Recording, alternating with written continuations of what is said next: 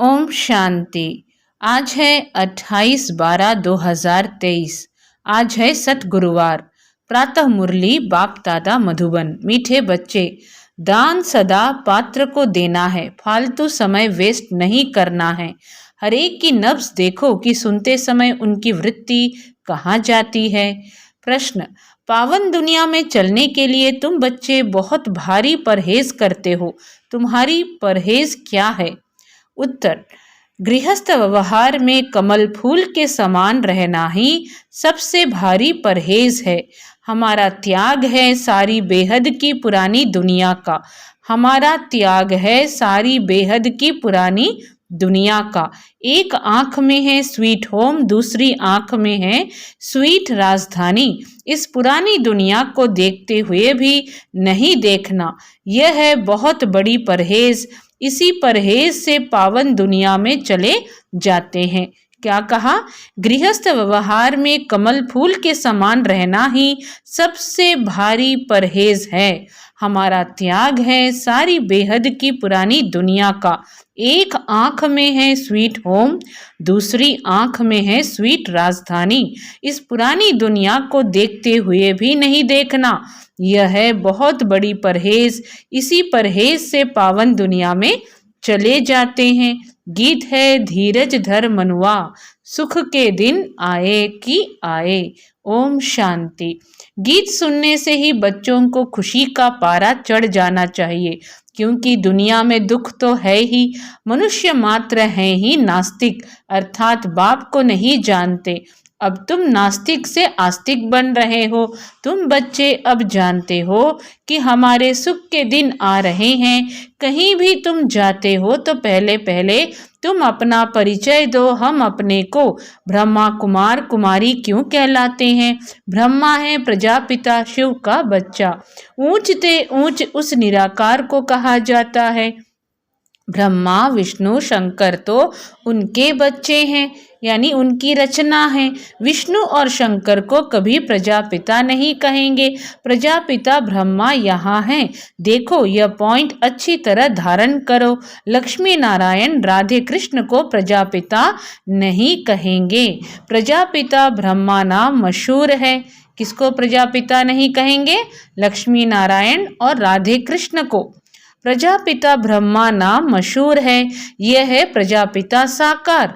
अब स्वर्ग का रचयिता तो परमपिता परमात्मा शिव है। स्वर्ग का रचयिता ब्रह्मा नहीं है, निराकार परमात्मा ही आकर प्रजापिता ब्रह्मा द्वारा स्वर्ग रचते हैं। स्वर्ग का रचयिता कौन नहीं है? ब्रह्मा नहीं है, निराकार परमात्मा ही आकर प्रजापिता ब्रह्मा द्वारा स्वर्ग रचते हैं। हम उनके बच्चे कितने ढेर हैं। आत्माएं तो हैं ही परमपिता शिव की संतान। समझाने का बड़ा अच्छा तरीका चाहिए। बोलो, हमको यह राजयोग सिखलाते हैं। ब्रह्मा द्वारा सृष्टि के आदि मध्य अंत का राज समझाते हैं। तो पहले ये ब्रह्मा सुन लेते हैं, जगदम्बा भी सुन लेती है, हम हैं बीके, गाया भी जाता है। कन्या वह जो 21 कुल का उद्धार करे, 21 जन्म का सुख दे। हम परमपिता परमात्मा से 21 जन्म सतयुग त्रेता में सुख पाने के लिए वर्षा लेते हैं। क्या कहा बाबा ने? कि कन्या वह जो 21 कुल का उद्धार करे, 21 जन्म का सुख दे। हम परमपिता परमात्मा से 21 जन्म सतयुग त्रेता में सुख पाने के लिए वर्षा लेते हैं। बरोबर सतयुग त्रेता में भारत सदा सुखी था, पवित्रता भी थी, तो वह हमारा बाबा है, यह है दादा। अब जिसके पास इतने बच्चे हैं उनको तो कोई परवाह नहीं, कितने उनके बच्चे हैं। हमको ब्रह्मा द्वारा शिव बाबा राजयोग सिखलाते हैं। उस बेहद के बाप से हमको वर्षा मिलता है। सारी दुनिया पतित है, उनको पावन करने वाला एक बाप है। पुरानी दुनिया को बदलने वाला स्वर्ग का रचयिता व सद्गुरु है, सर्व का सद्गति दाता। क्या कह रहे हैं बाबा? कि पुरानी दुनिया को बदलने वाला स्वर्ग का रचयिता वह सद्गुरु है, सर्व का सद्गति दाता। नई दुनिया में है ही लक्ष्मी नारायण का राज्य। भारत में जो देवी देवताओं का राज्य था, वह देवताएं ही 84 जन्म लेते हैं, फिर वर्ण भी बताने पड़े, समय पहले से ले लेना चाहिए। बोलो, इन बातों को चित लगाकर अच्छी रीति सुनो, बुद्धि को भटकाओ मत। भाई जी व बहन जी, तुम सब वास्तव में शिव की संतान हो। प्रजापिता ब्रह्मा तो सारे सिजरे का हेड हुआ। हम ब्रह्मा मुख वंशावली ब्राह्मण उनसे वर्षा ले रहे हैं, योग बल से विश्व का राज्य पाते हैं, न ही बाहुबल से। हम घर बार नहीं छोड़ते हैं, हम तो अपने घर में रहते हैं। यह स्कूल है मनुष्य से देवता बनने का, मनुष्य तो कोई देवता बना ना सके। यह दुनिया ही पतित है। यह दुनिया क्या है? पतित है। पानी की गंगा तो पतित पावनी नहीं है, बार बार उसमें स्नान करने जाते हैं, पावन बनते ही नहीं। ऐसे ही रावण का भी मिसाल है, बार बार जलाते रहते हैं, रावण मरता नहीं है। यह रावण वाला पोस्टर भी ले जाना चाहिए। क्या कह रहे हैं?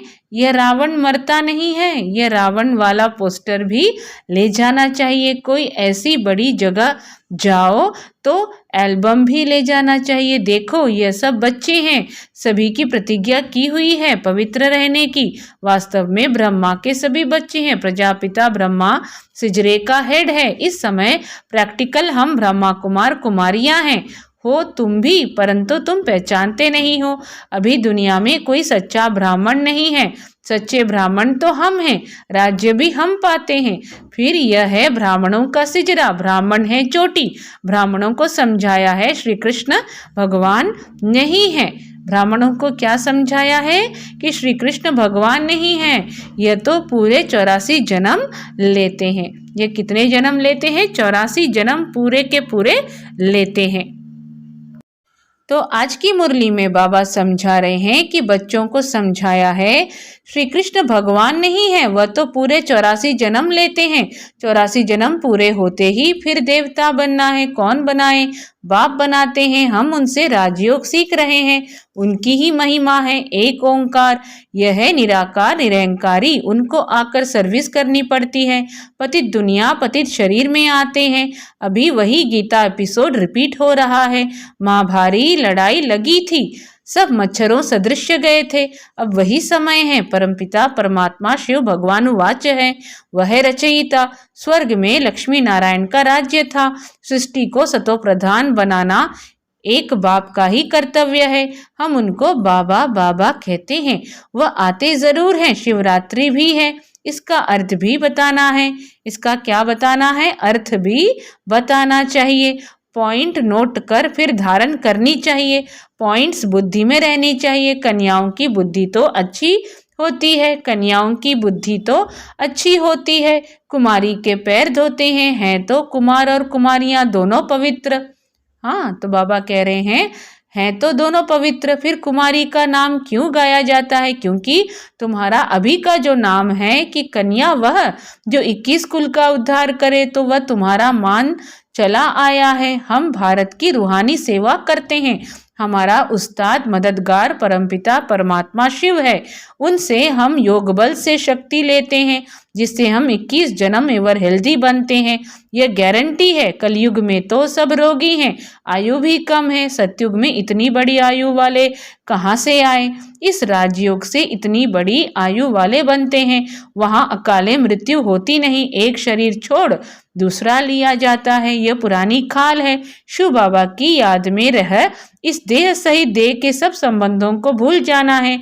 बुद्धि से हम बेहद का त्याग करते हैं। बुद्धि से क्या करते हैं? हम बेहद का त्याग करते हैं। हमारी बुद्धि योग ही क्या है? किससे लगा हुआ है? शिव बाबा से। तो बाबा आगे कहते हैं, बुद्धि से हम बेहद का त्याग करते हैं।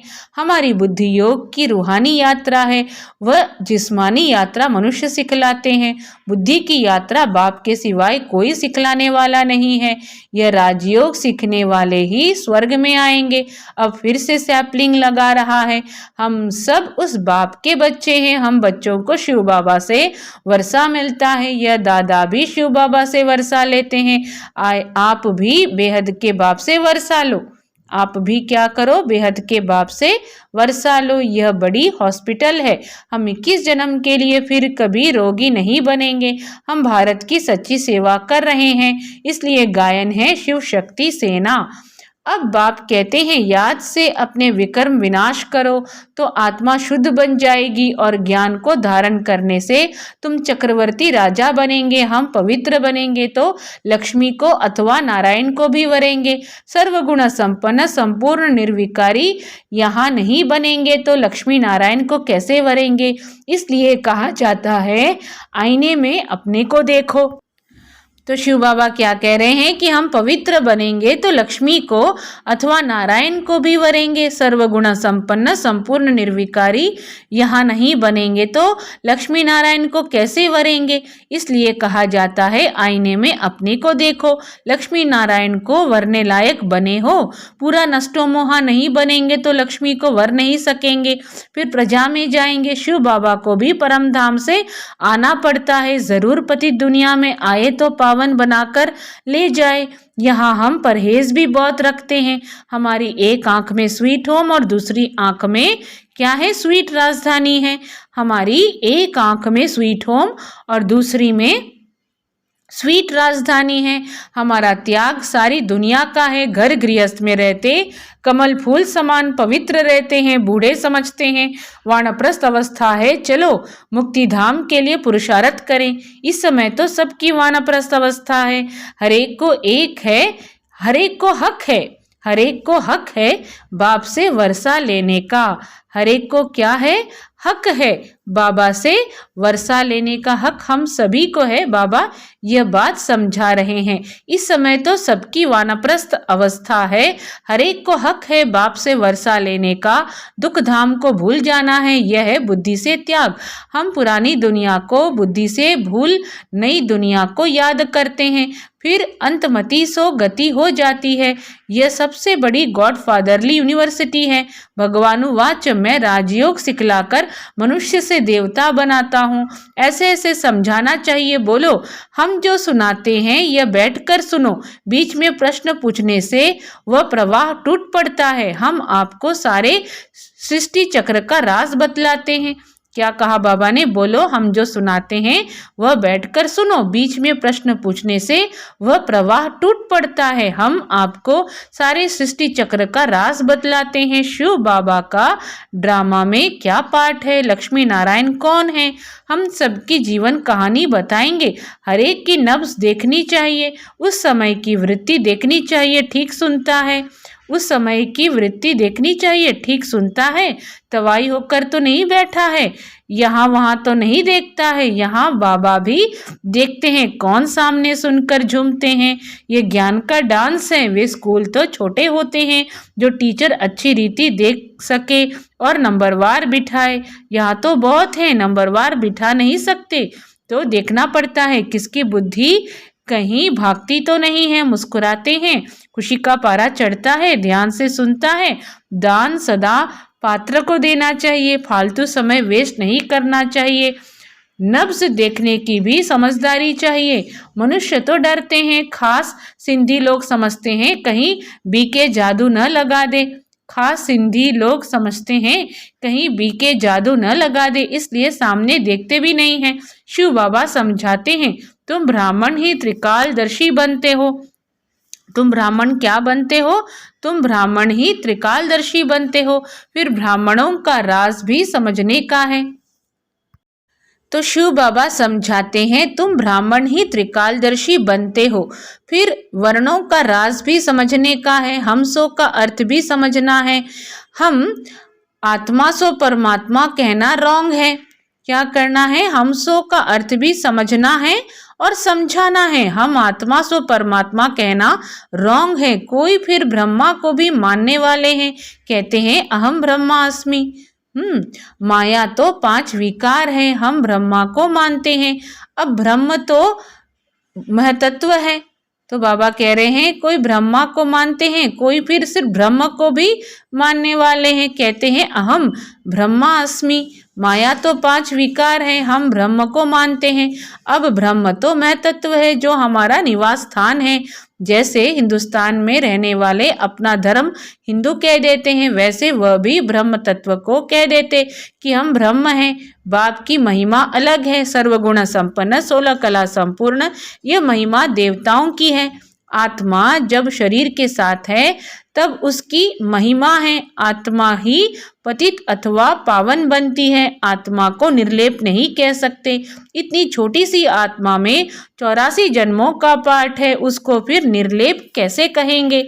इतनी छोटी सी आत्मा में 84 जन्मों का पाठ है, उसको फिर निर्लेप कैसे कहेंगे? अभी बाबा पीस स्थापन करते हैं तो तुम बच्चे बाबा को क्या प्राइज देते हो? वह तुमको 21 जन्म स्वर्ग की राजधानी की प्राइज देते हैं। तुम बाबा को क्या देते हो? जो जितनी प्राइज बाप को देते हैं उतनी फिर बाप से लेते भी हैं। पहले पहले इसने प्राइज दिया, शिव बाबा को तो दाता है, पहले पहले इसने प्राइज दिया। बाबा क्या कह रहे हैं?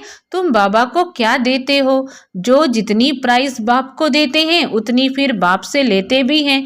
पहले पहले इसने प्राइज दिया। शिव बाबा तो दाता है, राजे लोग कभी हाथ में ऐसे लेते नहीं हैं, उनको अन्नदाता कहा जाता है।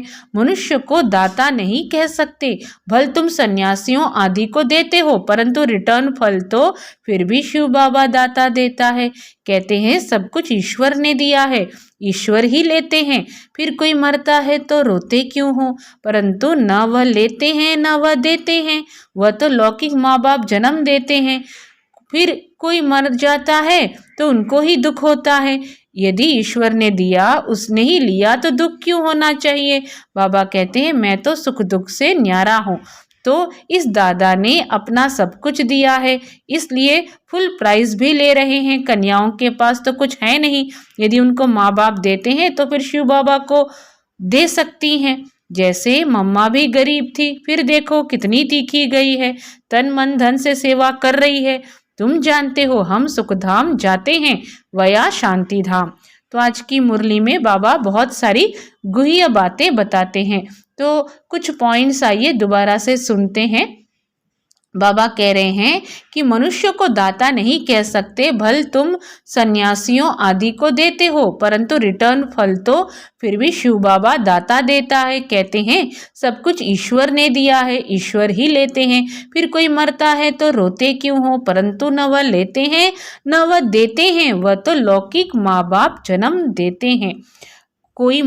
फिर कोई मर जाता है तो उनको ही दुख होता है। यदि ईश्वर ने दिया, उसने ही लिया, तो दुख क्यों होना चाहिए? बाबा कहते हैं मैं तो सुख दुख से न्यारा हूँ। तो इस दादा ने अपना सब कुछ दिया है, इसलिए फुल प्राइज भी ले रहे हैं। कन्याओं के पास तो कुछ है नहीं, यदि उनको माँ बाप देते हैं तो फिर शिव बाबा को दे सकती हैं। जैसे मम्मा भी गरीब थी, फिर देखो कितनी तीखी गई है, तन मन धन से सेवा कर रही है।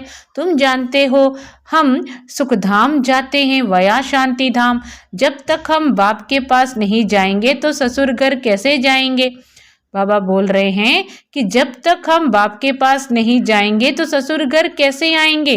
पियर घर में तो बैठे हैं, पहले बाप के पास जाएंगे फिर ससुर घर आएंगे।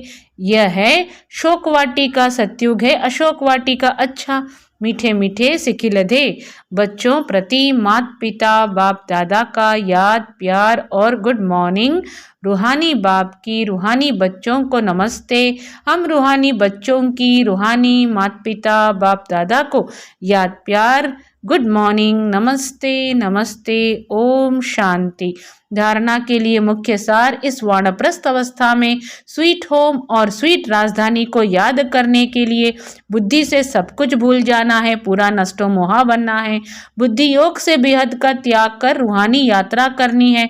बुद्धि योग से बेहद का त्याग कर रूहानी यात्रा करनी है। श्रीमत पर पवित्र बन भारत की सच्ची सेवा करनी है। वरदान है श्रेष्ठ कर्म रूपी डाली में लटकने के बजाय उड़ती पंछी बनने वाले हीरो पाठधारी भव। श्रेष्ठ कर्म रूपी डाली में लटकने के बजाय उड़ती पंछी बनने वाले हीरो पाठधारी भव। संगम युग पर जो श्रेष्ठ कर्म करते हो, यह श्रेष्ठ कर्म हीरे की डाली है।